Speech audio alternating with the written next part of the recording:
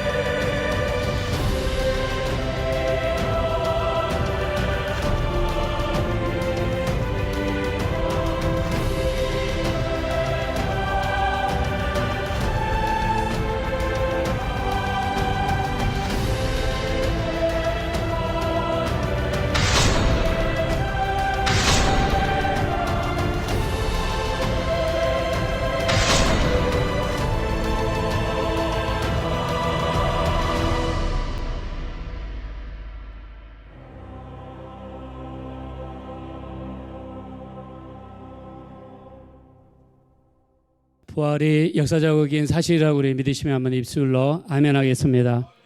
예, 부활은 사실입니다.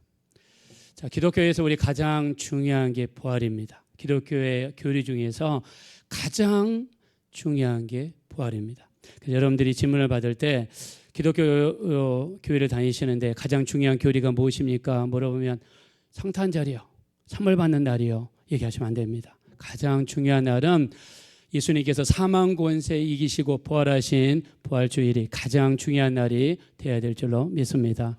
그래서 고린도전서 15장 14절에 보면 그리스도께서 만일 다시 살아나지 않으셨다면 우리 전파하는 것도 헛것이고 너희의 믿음도 헛것이고 그리스도 안에서 잠자는 자들도 다 망하였으리라 그랬습니다. 자, 우리가 복음을 증거하다가 어떤 사람들은 순교한 사람도 있어요. 저 먼 지방에 가서 순교하시고 죽으신 사람들이 있어요. 왜 그랬습니까?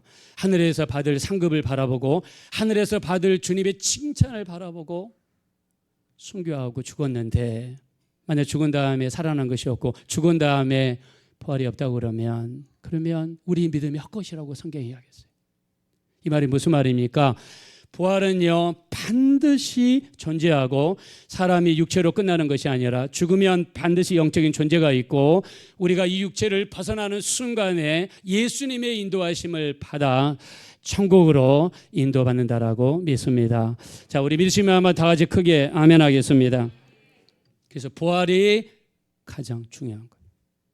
그러다 보니까 우리 기독교를 방해하는 사람들이 우리 교회를 공격하고 기독교를 공격할 때 가장 많이 건드는 주제가 뭐냐면 부활을 공격합니다. 왜? 부활만 무너뜨리고 부활만 믿지 않으면 교회도 잘 안 다니고 신앙생활 잘 안 하고 열심히 예수 믿지 않기 때문에 부활을 그렇게 공격을 해요. 서울에 올라간 다음에 어느 교회를 갈까 기도하는데 하나님께서 낙성대 근처로 교회를 인도해 주셨습니다. 근데 그 교회에 갔을 때 부활주일 날이요. 그 목사님이 설교를 하시는데 그때 딱 그런 말씀하시더라고요. 지금도 잊지 않습니다. 1987년 4월 달에 목사님이 말씀하시는데 우리 기독교에서 가장 중요한 것은 부활인데 이 부활을 반대하기 위해서 나쁜 놈들이 몇 가지 덫을 설치한다는 거예요. 첫째, 부활을 부인하기 위해서 예수님이 완전히 죽은 것이 아니라 기절했다. 기절설. 십자가에서 예수님이 완전히 죽은 것이 아니라 기절했다는 거예요. 그래서 기절한 예수님을 죽은 줄 알고 무덤 속에 내놨는데 거기서 살아났다는 이야기예요. 자, 당시에 로마 십자가 처형을 보면은요 6시간 정도 십자가에 있다가 매달아 놉니다. 근데 생명이 찔긴 사람들은 6시간 내에 안 죽는 사람도 있어요. 그러면 십자가에서 이렇게 여러분 매달려 있잖아요. 이 상태에서 빨리 죽게 하기 위해서 어떻게 하냐면 제수의 무릎을 망치를 가져와서 큰 도끼 같은 망치를 가져와서 제수의 무릎을 있는 힘을 다해서 쳐가지고 부셔뜨립니다. 완전히 무릎을 꺾어버려요. 그러면 어떻게 되겠어요? 무릎에 있는 뼈가 완전히 부셔지니까 사람이 이렇게 쭉 매달리겠죠. 두 손을 의지해서 매달릴 때 어떻게 되는가? 숨을 못 쉬어가지고 숨을 쉬지 못해서 얼마 있어서 한 10분 안에 사람이 죽습니다. 자, 예수님은 그렇게 하지 않았어요. 이미 돌아가신 것을 확인한 다음에 어떻게 했습니까? 병사들이 밑에서 위로 창을 가지고 밑에서 위로 찔렀습니다. 그랬더니 어떻게 했습니까? 옆구리가 파손되었고 거기에서 물과 피로 분리되어서 나왔어요. 사람이 죽으면은요 물과 피가 완전히 분리되어서 나온다고 합니다.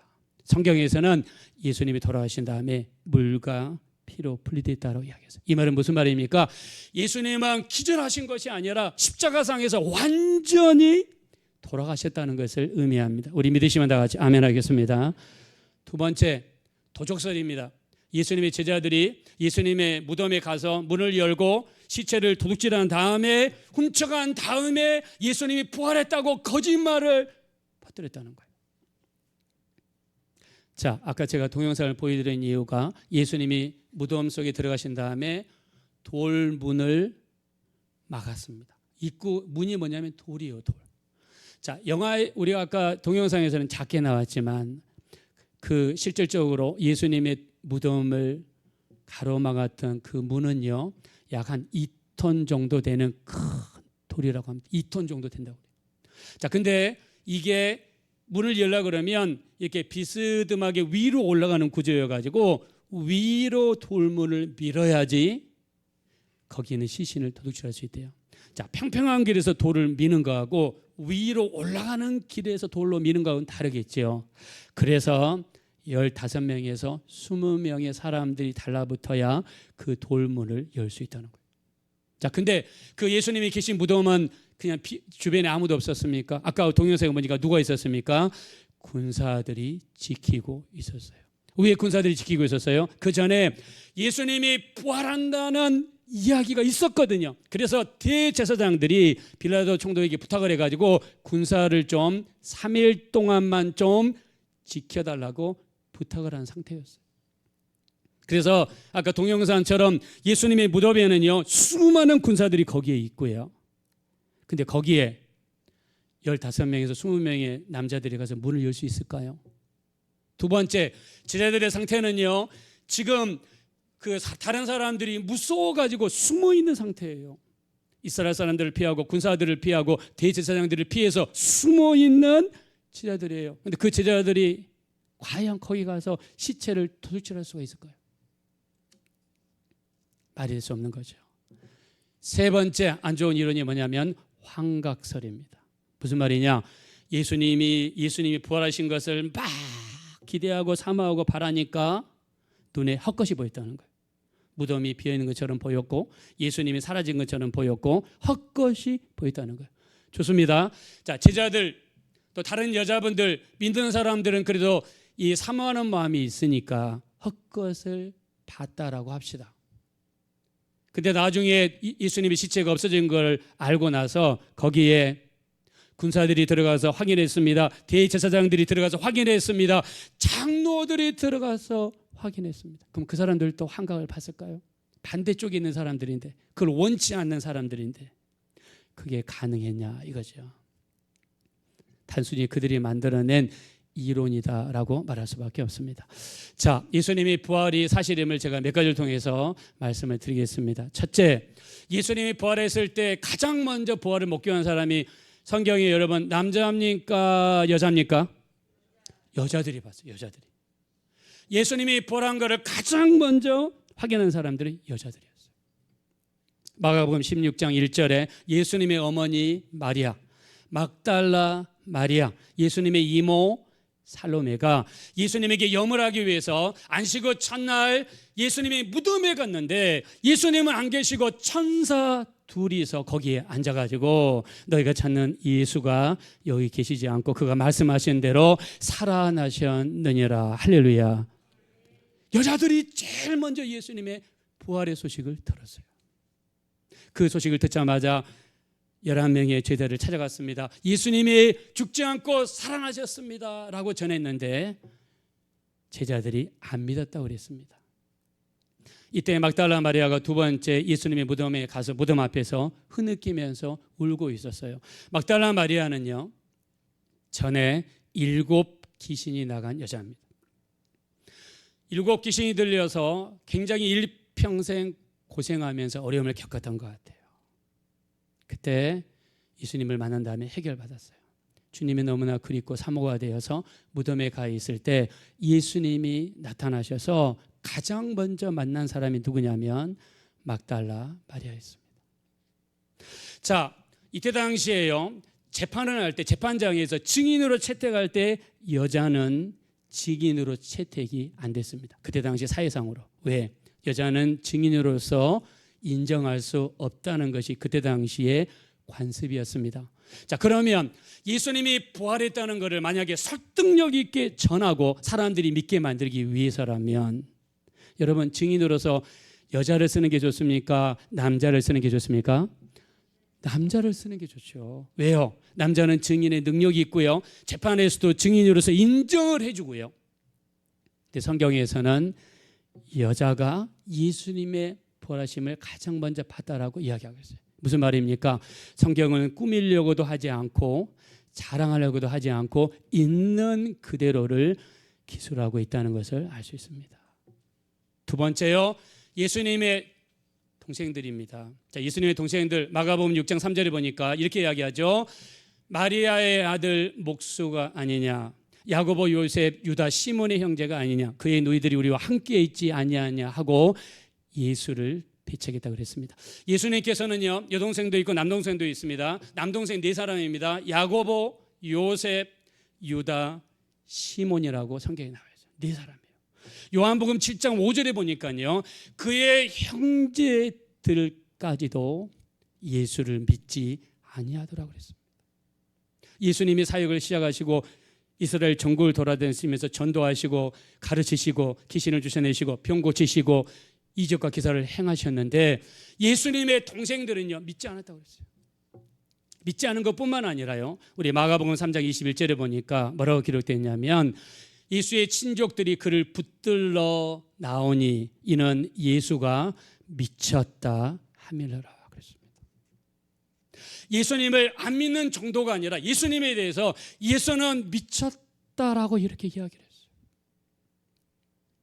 근데 여러분 신약 성경에 보면 야고보서가 있죠. 야고보서를 쓴 사람은 야고보입니다. 이 사람은 예수님의 친동생이에요. 우리가 요한계시록 앞에 유다서가 있죠. 유다서를 쓴 사람도 예수님의 친동생입니다. 처음에는 이 사람들이 예수를 믿지 않았습니다. 그리고 예수를 미쳤다라고 생각했어요. 근데 부활하신 예수님을 만나고 나서 야고보가 예수님을 만납니다. 유다가 예수님을 만나고 나서 자, 이런 일은 도무지 일어날 수 없는 일인데 죽은 사람이 살아났습니다. 살아나서 돌아다니는 것을 보고 거기에서 야고보와 유다가 예수님 앞에 무릎을 꿇고 예수님을 구주로 영접하고 변화가 그 심령 속에서 일어나게 된 줄로 믿습니다. 그의 동생들이 믿는 게 예수님의 부활의 증거라는 거예요.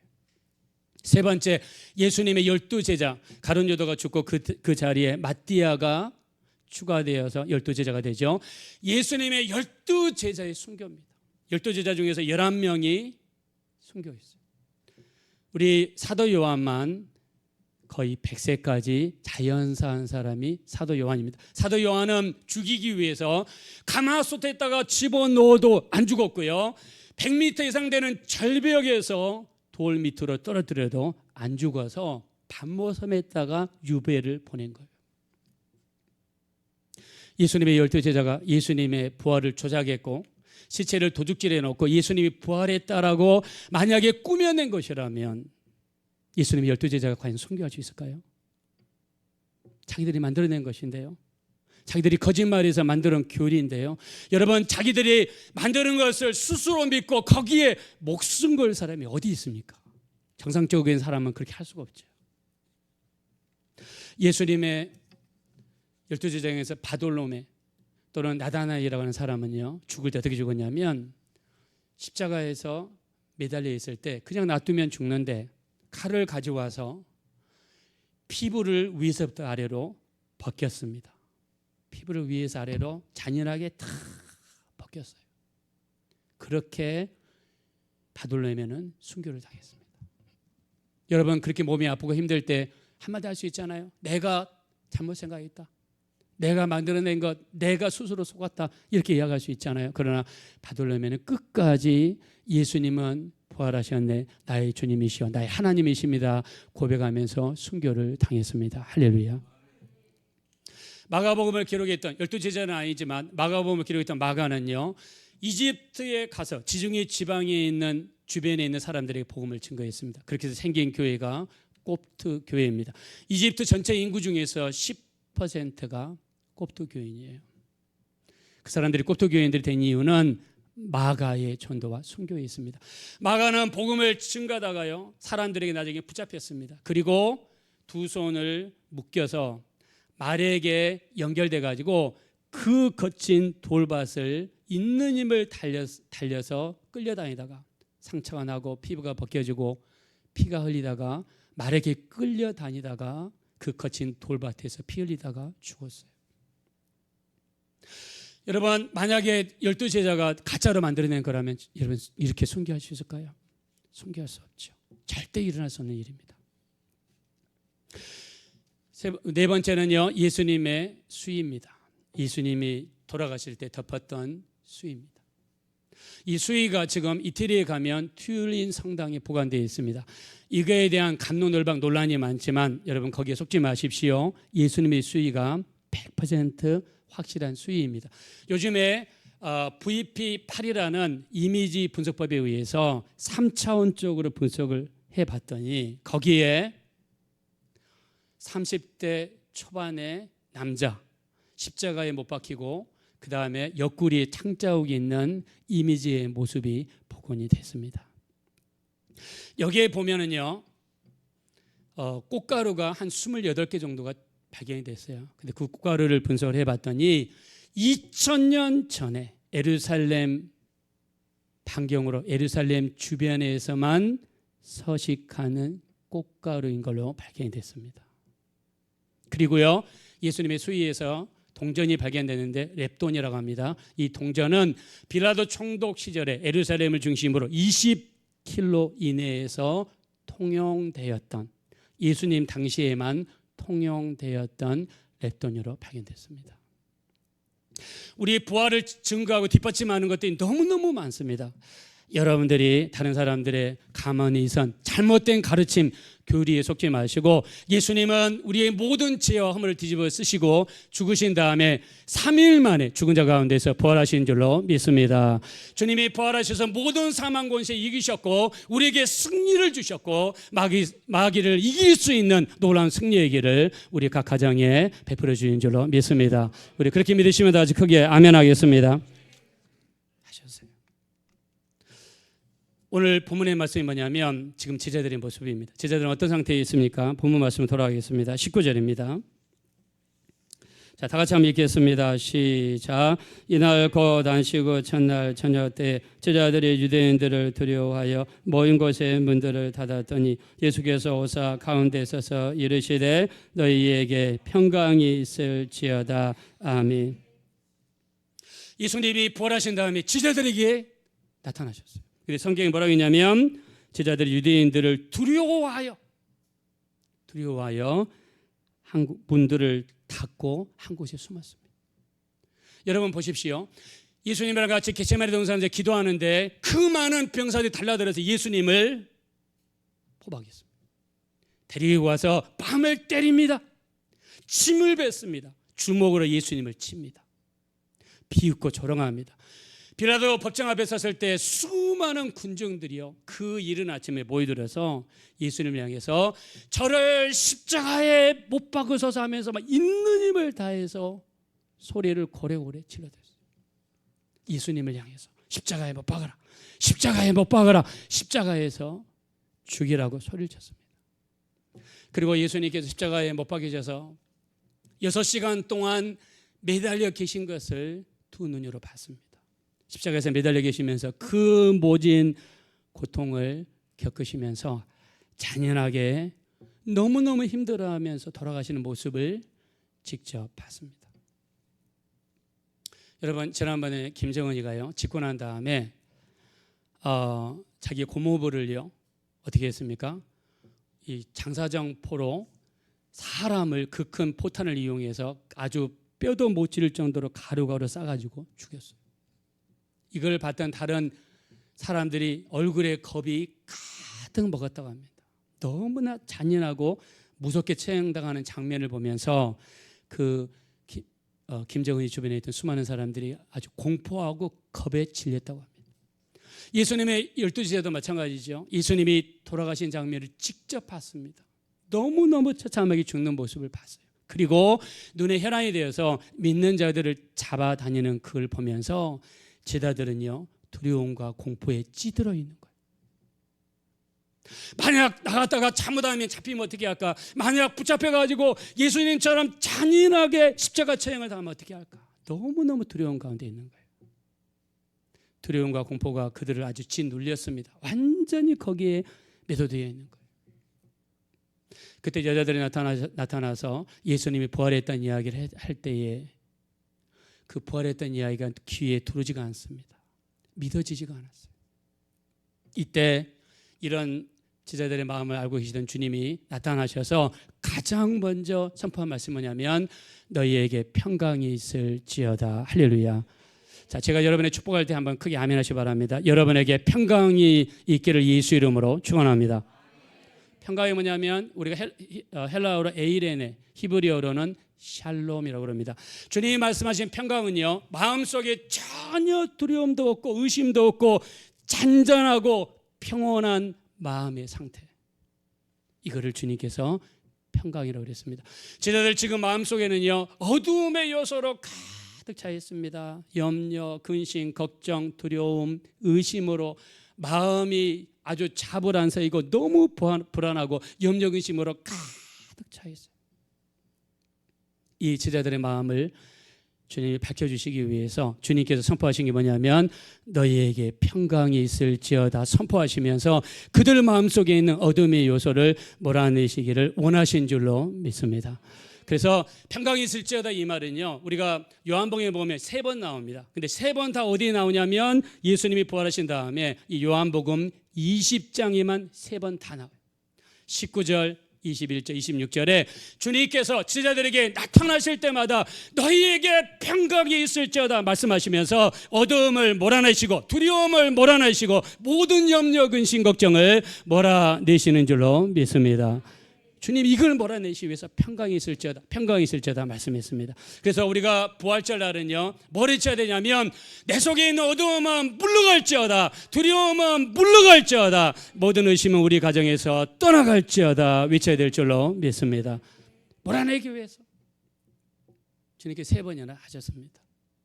두려움에 젖어 있고 의심에 가득 차 있는 이 제자들에게 평강을 주시기 위해서 주님이 첫 번째 하신 방법은 뭐냐면 내 손과 발을 보라합니다. 보라는 거예요. 자, 우리 한번 본 말씀으로 가겠습니다. 20절입니다. 다 같이 읽겠습니다. 시작. 이 말씀을 하시고 손과 옆구리를 보이시니 제자들이 주를 보고 기뻐하더라. 아멘. 어두운 제자들의 마음을 밝혀주시기 위해서 주님이 첫 번째 하신 방법, 평강을 주시기 위해서 첫 번째 하신 방법은 뭐냐면 손과 옆구리를 보여주시는 거예요. 무슨 말입니까? 분명히 십자가에서 돌아가셨는데 저분은 분명히 예수님인데 손과 옆구리를 보여주신 겁니다. 자, 두 번째 도마입니다. 도마는 약간 좀 상태가 심각합니다. 도마 같은 경우는요, 다른 제자들이 예수님을 만났다고 이야기했어도 뭐라고 이야기했습니까? 자기가 이 손가락으로 예수님의 손에 넣어보고 손으로 옆구리 넣어보지 않고서 믿지 않는다고 그랬죠. 좀 강팍한 마음이죠. 자, 우리 한번 25절 보겠습니다. 25절 다 같이 읽겠습니다. 시작. 다른 제자들이 그에게 이르되 우리가 주를 보았노라 하니 도마가 이르되 내가 그의 손에 못자국을 보며 내 손가락을 그 못자국에 넣으며 내 손을 그 옆구리에 넣어보지 않고는 아니하겠노라 하니라. 네, 도마는 약간 좀 상태가 더 심각해요. 마음이 좀 더 어두운 것 같아요. 그래서 도마는요, 내가 이 손가락으로 예수님의 손에 넣어보지 않고는, 이 손으로 옆구리에 넣어보지 않고는 믿지 않겠다는 거예요. 마음속에 그 어두운 의심이, 마음속에 있는 그 무서운 두려움이 내가 만져야만 해결되겠다라고 고백한 거예요. 주님께서는 그 자리에 안 계셨지만 다 주님이 보고 계셨어요. 주님께서 나타나셔서 도마에게 주님이 말씀하시죠. 어떻게 말씀하십니까? 우리 한번 본문 말씀 보겠습니다. 27절 보겠습니다.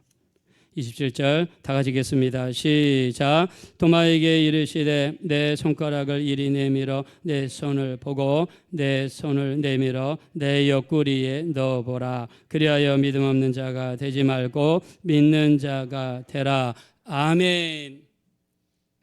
도마는 좀 약간 상태가 심각해요. 도마에게 이야기하십니다. 만져보라는 거예요. 내 손을 만져봐라. 내 옆구리를 만져봐라. 의심이 더 짙었던 도마에게 제시한 방법, 평강을 전달하시기 제시한 방법이 뭐냐면 만져보라는 거예요. 만져봄으로 말미암아 이 평강으로 충만할 수 있도록 인도하셨습니다.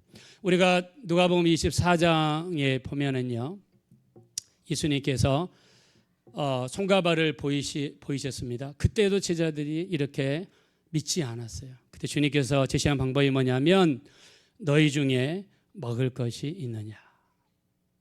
그랬더니 제자들이 뭘 내놨습니까? 한 조각 구운 생선을 주님께 내놨죠. 그때 주님께서 제자들 앞에서 직접 생선을 먹는 모습을 보여줌으로써 그들에게 평강 주시기를 원했습니다.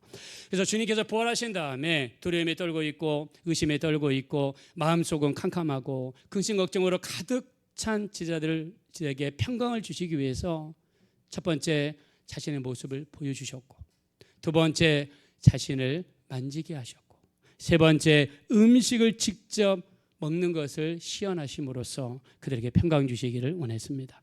그리고요, 엠마오로 가는 두 제자들 어깨가 처지고 고개는 숙여지고 이 제자들에게 믿음을 주기 위해서 어떤 방법을 택했습니까? 성경을 그들이 해석할 수 있도록 도와주셨어요. 그래서 성경을 자세히 설명해 주시고 예수님에 관한 것을 자세히 설명해 주셔서 성경을 통해서 그들의 이해를 도와주고 마음속에 평강으로 인도할 수 있도록 인도해 주신 줄로 믿습니다. 자, 그러므로 우리가 이 부활절에는요, 우리 마음속에 있는 모든 어둠의 요소가 주님의 평강이 임하심으로 물러가야 될 줄로 믿습니다. 예수님이 부활하심으로 우리에게 임하신 평강이 우리 심령 속에 가득 차게 된다면 예배와 기도와 말씀과 찬양과 우리 주님과 교제를 통해서 우리 주님의 평강이 우리 속에 들어온다고 그러면 어두워진 우리 마음이 밝혀지기만 하면 하나님의 놀라운 역사로 나타나게 될 줄로 믿습니다. 여러분, 마음속에 어두워지면 우리 찾아오는 질병이 무엇이죠? 우울증이죠. 근데 우울증을 겪은 사람들 정말 심각합니다. 여러분, 우울증이 있다고 그러면 그냥 에이 그런 것에 붙잡히냐고 이렇게 무시하시면 안 돼요. 이날에 그 탤런트 최진실이라는 여자분도 그분이 자살해서 죽었어요. 그 이유가 뭡니까? 우울증이었어요. 최진실 이 탤런트가 죽자 그 남편도 자살했고요. 남동생도 자살해서 죽었는데 나중에 그 이유를 알고 보니까 다 우울증이에요. 우울증. 여러분, 우울증이 이렇게 무서운 거예요. 우울증이 뭐냐면 악한 영들이 우리의 어두운 마음 속에 만들어낸 지옥입니다. 그래서 이게 영적인 질병이에요. 우울증은 영적인 질병이에요. 여러분, 지난번에 어떤 뉴스 보면 이렇게 나왔죠. 대전에서 부장 판사님을 하시는 분인데 자기 아파트에 살다가 아파트에서 자기 몸을 던져가지고 투신 자살했어요. 그 이유를 알고 보니까 이분이 우울증이었던 거예요. 여러분, 부장 판사님이면 판사 중에서 아주 높은 지위입니다. 사회적으로 물질적으로 보장된 직업인데 그 우울증 때문에 자기를 던져가지고 죽었어요. 어떤 모 대기업 부사장까지 지낸 분인데 이분도 강남에 있는 자기 아파트에서 몸을 던져가지고 투신 자살했어요.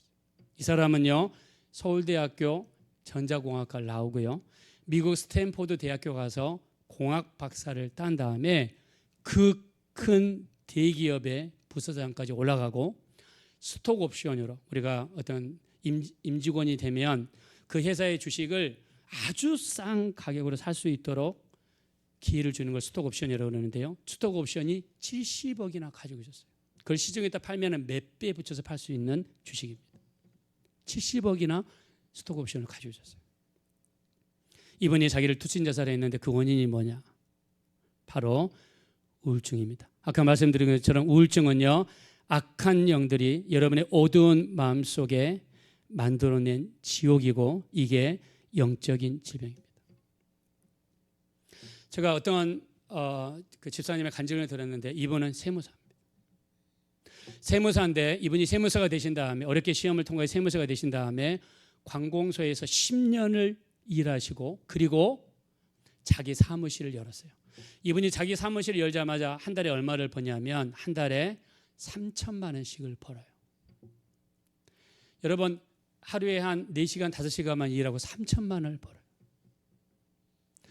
이분이 돈이 들어오니까요, 골프 치러 다니고 갔다 오면 밤에 술집 가고 이 사람 저 사람이랑 놀아나고 그 생활을 5년을 했는데 어느 날 갑자기 우울증이 찾아온 거예요. 잠을 잘 수가 없어요. 밤에 불을 끄면 못 자요. 너무 불안합니다. 도무지 일이 손에 안 잡혀요. 살 수가 없어요. 그리고 마음속에서 충동적인 자살하고 싶은 마음이 그렇게 많이 든대요. 높은 데 빌딩이 올라가면 순간적으로 뛰어내리자 이런 생각이 든대요. 그래서 이분이 고치기 위해서 갖가지 약을 썼습니다. 그래서 항우울제 약 있죠. 우리가 뭐 비아제팜이라든가 로라제팜, 또 그 알프라졸람인가요? 알프라졸람 이런 것도 막 먹었대요. 많이 먹었대요. 그다음에 수면 마취제 프로포폴, 그다음에 미다졸람 이런 거 먹으면 마약성 기질이 있어가지고 순간적으로 굉장히 사람을 기분 좋게 하는데요. 여러분 수면 마취제라든가 항우울제를 많이 먹게 되면 치매에 걸릴 가능성이 아주 높아집니다. 약을 먹을 때만 그때만 기분이 좋은 거예요.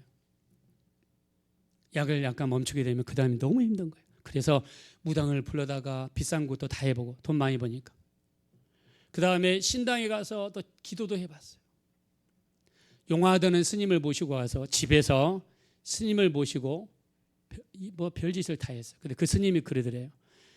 당신 아버지 묘소 위에 큰 바위가 있는데 그 바위가 억누르고 있어가지고 당신 이런 고통을 당하니까 파묘하고 이장을 하든지 아니면 바위를 제거하라고. 그래서 돈 어마어마하게 들여서 이장을 했대요. 근데 똑같더랍니다. 근데 어느 날 자기 처형의 전도를 받아가지고 전도를 받았습니다. 당신이 나올 수 있는 방법은 이건 영적인 질병이기 때문에 신 중의 신인 예수를 영접하면 당신의 우울증이 떠나올 것입니다 라고 전도가 들어왔어요. 그래가지고 자기 마누라하고 아들 2명을 앉혀놓고 나 이제부터 교회 갈란다. 나 교회 간다.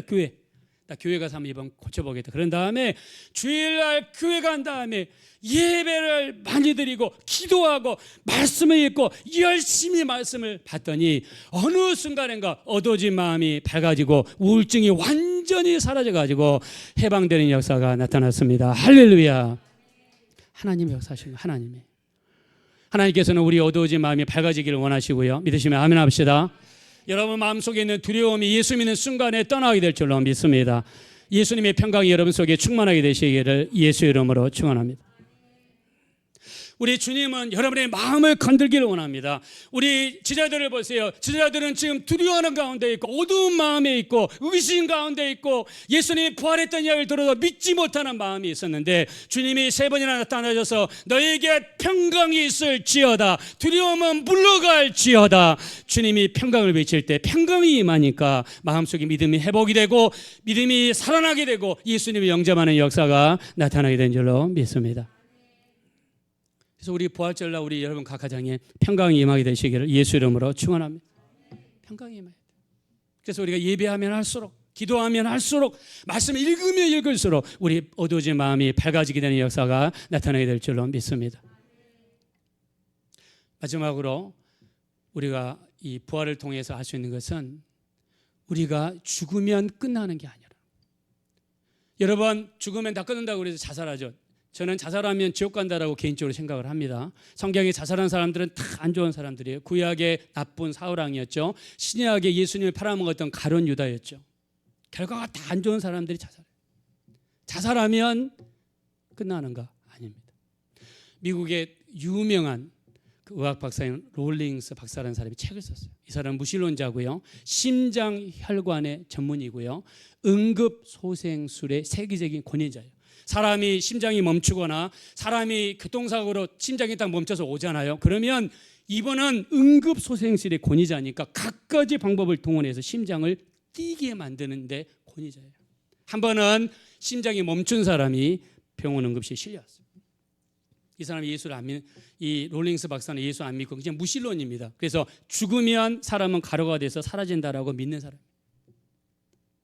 이 사람이 왔길래 그 전기로 그 쏘는 거 있죠. 그 뭐라 그러죠? 이렇게 전기 이렇게 딱 넣어가지고 하나 둘 셋 그러면 뻥 터지면서 사람이 벌떡 일어나는 거 있잖아요. 그걸로 이렇게 해가지고 했는데 이 사람이 딱 살아났어요. 근데 살아나자마자 뭐라 그러냐면 나 좀 꺼내주세요. 나 좀 꺼내주세요. 나 지금 이 불구덩이 속에서 좀 누가 나 좀 꺼내주세요. 꺼내주세요. 팍 소리를 지르는데 얼굴에요 공포로 가득 차 있는 거예요. 공포로. 얼굴에 공포로 나 좀 꺼내주세요. 나 좀 꺼내주세요. 막 그러는 거예요. 그러다가 또 이렇게 심장이 멈추면 또 죽습니다. 그러다가 또 전기로 뻥 하면은 또 갑자기 딱 일어나지 뭐라고 하냐면 나 좀 제발 죽지 않게 해주세요. 나 지금 나 여기 죽으면 지옥 간다고 저 뜨거운 불구덩이에 들어간다고 나 좀 팍 소리치는데 동공이 풀려 있어요. 얼굴에 두려움이 가득 차 있어요. 나 좀 살려주세요. 그러면서 뭐라고 그러냐면 나 지금 응급처치하는 거 멈추지 말아달라고, 내 심장 좀 계속 눌러달라고, 제발 나 지금 이 세상 떠나지 않게 해달라고 예언하더래요. 이 일이 계속 몇 시간 반복이 되는 거예요. 그러다가 나 좀 어떻게 하면 나 정말 여기에 나올 수 있습니까 하다가 누가 나 좀 기도 좀 해주세요. 이 사람도 환자도 기도 좀 해달라고 그러는 거예요.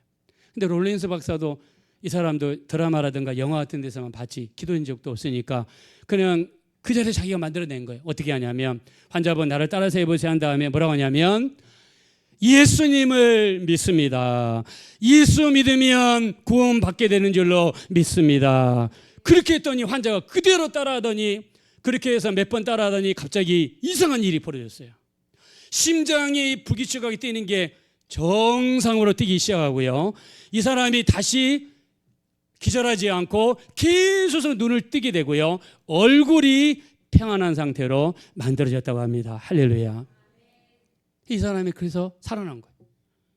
그 다음 날이 롤린스 박사가 그 병실 갔더니 이 환자가 뭐 하고 있냐면 병실에 앉아가지고 세상에 성경책을 읽고 있더랍니다. 이거를 보고 나서요, 이 롤린스 박사는 무신론자고 안 믿는 사람이잖아요. 그래서 어떻게 이런 일이 이루어질 수 있을까? 이 사람이 만약 본 게 진짜로 지옥이고 정말 죽으면은 천국과 지옥이 있고 그렇다 그러면 한번 연구를 해보자. 이 사람은 과학자니까 연구를 해보자. 그래서 이분이 서적을 다 뒤집니다. 유대교의 탈무드, 이슬람의 코란, 인도의 베다, 또 힌두교의 브라만, 그 다음에 조로아스터교의 밴드 아베스타, 그 다음에 불교의 불경, 일본의 고지키, 모든 서적을 다 뒤져가지고 연구하고 했는데 자기의 호기심을 충족시키지 못하는 거예요. 그러다가 기독교에서 이야기하는 성경을 폈는데요, 신약 성경을 읽다가 누가복음 16장에서 이분이 전기가 감전되듯이 그냥 멈췄어요. 그게 뭐가 나와 있냐, 우리 누가복음 16장에 보면 16장 24절에 그 부자가 지옥에서 막 소리치잖아요. 나사로를 보내셔서 그 손가락 끝에 물을 찍어서 내 혀를 서늘하게 하소서. 내가 이 불꽃 가운데에서 심히 괴로워하나이다. 자기가 병실에서 그 환자를 봤던 그 모습이 성경에 그대로 기록되어 있는 것을 이분이 발견한 것입니다. 할렐루야. 그래서 이분이 예수 믿었어요. 그리고 기독교인이 됐습니다. 열심히 교회 다니고 거듭난 신앙생활을 하게 됐습니다. 여러분, 부활은 뭘 상징합니까? 우리가 이 육체가 끝나면 다 끝나는 것이 아니라 영적인 세계가 있다는 것을 이야기하시는 줄로 믿습니다. 우리 부활절을 맞이하셔서 주님의 평강이 여러분의 어두운 마음을 밝혀주시기를 예수 이름으로 축원합니다. 주님의 평강이 임하셔서 여러분 가정의 모든 어둠이 떠나고 병과 저주와 가난과 모든 어려움들, 염려, 근심, 걱정이 떠나게 되시기를 예수 이름으로 축원합니다. 그렇게 될 줄로 믿으시면 다 같이 크게 아멘하겠습니다. 주님의 평강으로 충만하면요, 우리의 삶이 펴지게 될 줄로 믿습니다.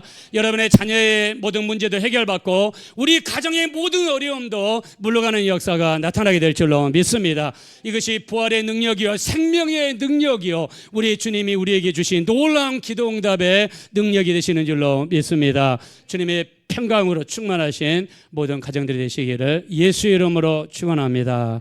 이 시간 기도하겠습니다. 기도하실 때 참으로 우리 어두운 마음이 밝아지게 도와주시고 우리에게 있는 모든 염려, 의심, 걱정이 떠나게 도와주시고 우리에게 있는 모든 문제가 물러갈 수 있도록 부활하신 주님의 권능으로 충만하게 도와주시고 빛 대신 주님, 우리 주님 명하신 평강이 우리와 우리 가정 속에 넘치게 도와주시어서 우리에게 있는 모든 어둠의 요소가 물러가게 도와주십시오.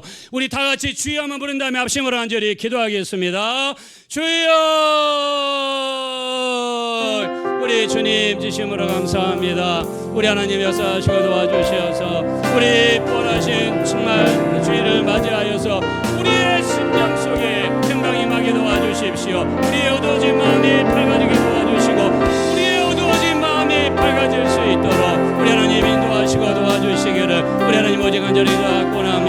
성령으로 인도하소서. 성령으로 붙들어 주소서. 우리는 연약하고 부족합니다. 하나님께서 함께 하시고 도와주세요.